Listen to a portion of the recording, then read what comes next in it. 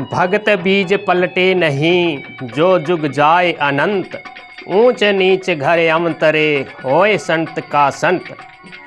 भक्ति एक ऐसी चीज़ है जो सच्चे भाव से करता है तो परमेश्वर किसी की न जाति देखता है ना धर्म देखता है, हर समय उसके साथ खड़ा रहता है। वह मालिक उसके साथ हमेशा सहायता के लिए तत्पर रहता है। भगत हुए रविदास जी, मीराबाई, रैदास, रसखान और बाबा रामदेव जी के निराले भगत हुए जैसल और तोड़ांदे और रूपांदे और मालदेव। आज आपको हम जैसल, तोड़ांदे और रूपांदे मालदेव की कथा सुनाएंगे। रूपांदे, तोड़ांदे, मालदेव जी और जैसल धाड़वी एक दूसरे से मिलने के लिए जाते हैं और कैसे चमत्कार दिखाते हैं, कैसे उनका मिलाप होता है। इसी पर कथा आधारित है। आपको ऐसी भक्ति और सच्ची श्रद्धा और निष्ठा की कहानी, ऐसी कथा सुनाएंगे जिससे आपके मन में भी श्रद्धा भक्ति जागेगी और परमात्मा रामदेव जी बाबा का आशीर्वाद मिलेगा। राजस्थान के मारवाड़ में राजा मालदेव जी राज्य किया करते थे और भगवान की भक्ति आराधना करते थे। उनकी धर्मपत्नी जी रूपांदे जो बाबा रामदेव जी की अनंत भक्ति करते थे और उनके मन में अपार श्रद्धा थी और उनके मन में विचार आया कि गुजरात के कच्छ में जैसल धाड़वी और तोड़ांदे का नाम बहुत उन्होंने सुना था कि बहुत बड़े भगत हुए हैं बाबा रामदेव जी के। तो उनके मन में विचार आया कि ऐसे भक्तों का दर्शन करना चाहिए, उनका आशीर्वाद लेना चाहिए जिससे हमें भी कुछ ज्ञान प्राप्त हो। इसी मन में इच्छा लेके मालदेव जी और रूपांदे, जैसल और तोड़ांदे जी से मिलने के लिए चल दिए और उधर कच्छ गुजरात में तोड़ांदे और जैसल धाड़वी अपने मन में विचार करते हैं कि मारवाड़ राजस्थान में बाबा रामदेव जी के एक बड़े भगत हैं जिन्हें रूपांदे और मालदेव जी से जाना जाता है।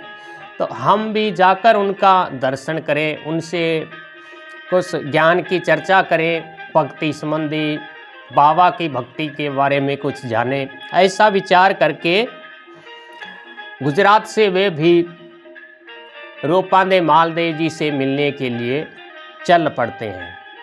अपने घर से एक साथ ही निकलना ये कोई संजोग नहीं, ये बाबा रामदेव जी का चमत्कार था और उन्होंने भविष्य में चमत्कार दिखाना था और एक धाम बनानी थी।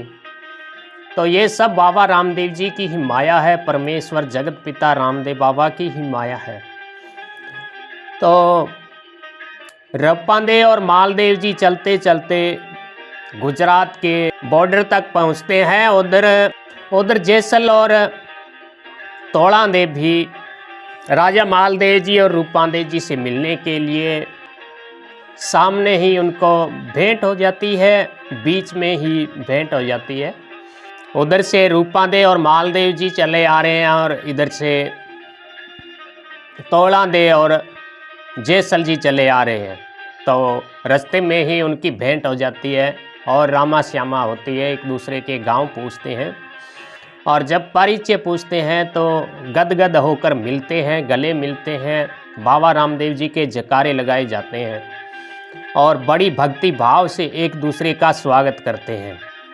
और एक दूसरे भगत जब मिलते हैं तो भगवान की चर्चा होती है और धनी की गुणगान गाए जाते हैं और वहीं बैठकर जाजम लगाकर और एक दूसरे से खुशहाली का और गृह गृहस्थी की बातें करते हैं और एक दूसरे से अमल की मनवार की जाती है।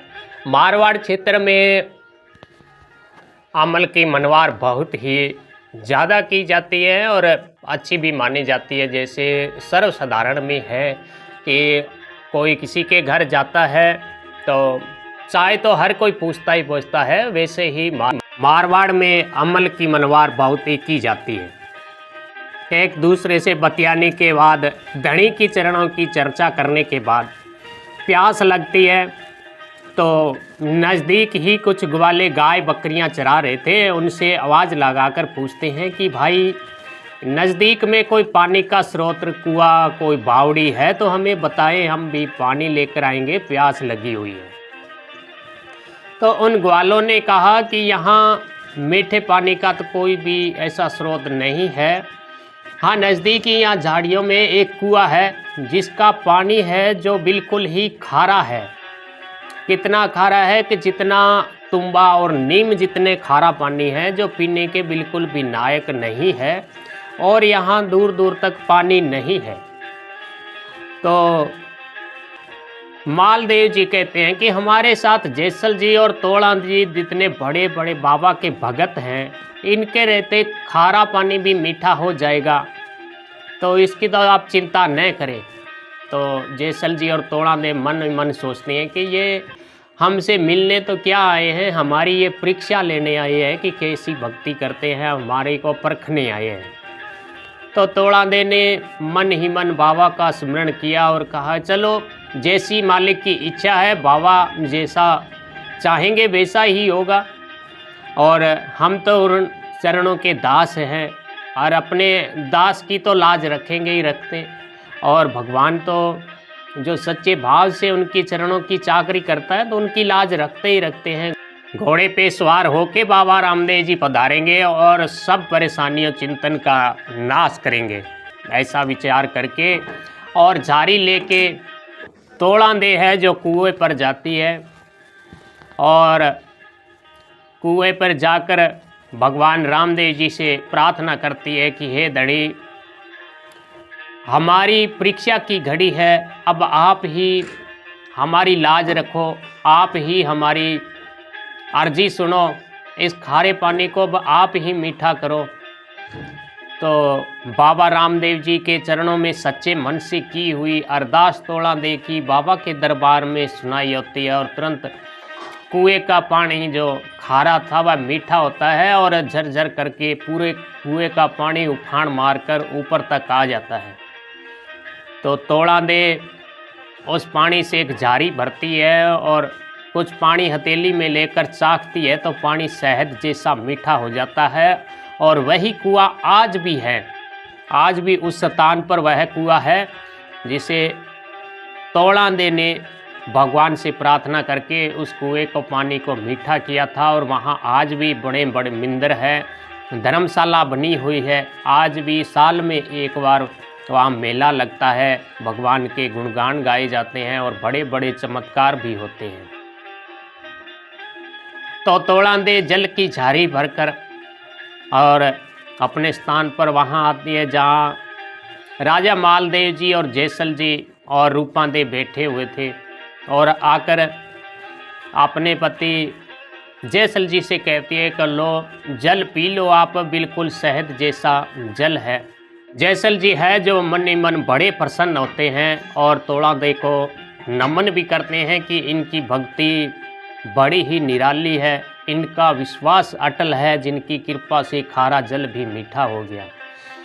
और मालदेव जी के मन में निराशा होती है कि इन्होंने तो अपना चमत्कार दिखा दिया है और भक्ति तो हम भी करते हैं, अब हमारी भी बारी है, तो इसलिए चमत्कार तो हमें भी कुछ दिखाना ही पड़ेगा, तभी हमें भगत मानेंगे, अन्यथा हमें भगत कौन मानेगा।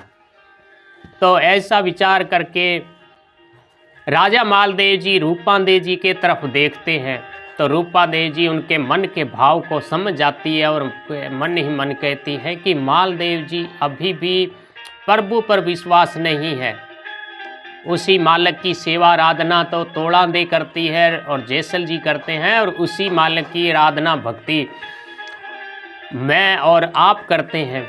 जो मालिक है जो इनकी लाज रखेगा तो हमारी क्यों नहीं रखेगा, हमारी भी मालिक लाज रखेगा। ऐसा मन में विचार करके रूपादेव ने एक सूखी पीपल की लकड़ी ली और उसे कुछ दांतन करके जमीन में गाड़ दी और प्रार्थना की कि बाबा हमारी अगर भक्ति सच्ची है, हमारी सेवा आराधना सच्ची है, तो ये जो पीपल की हमने लकड़ी लगाई है बिल्कुल हरी हो जाए और एक ही पहर में पूरी पीपली तैयार हो जाए बनकर।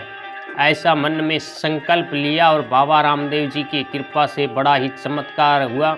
कुछ ही पल में सूखी लकड़ी के टहनी में बड़ी सुंदर सी कोंपले फूटने लगी और एक पहर में ही वह पीपली तैयार हो गई। जब एक दूसरे को उन्होंने अपने पर्चे दिखाए तो उनकी भक्ति के जयकारे हुए और उन्होंने सोचा कि अब हम यहाँ एक दूसरे से मिलने आ ही गए हैं तो क्यों ना यहाँ पर बाबा रामदेव जी का जागरण किया जाए, जम्मा लगाए जाए।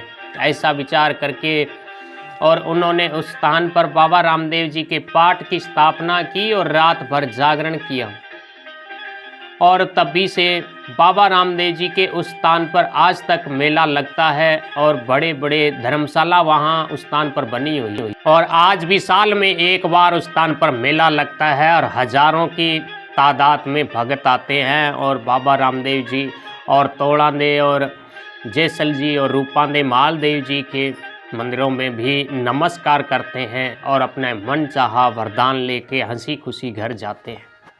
तो मित्रों, आप भी बाबा रामदेव जी की सच्चे मन से आराधना करें और मन चाहा फल पाएं। जय बाबेरी खमांगणी।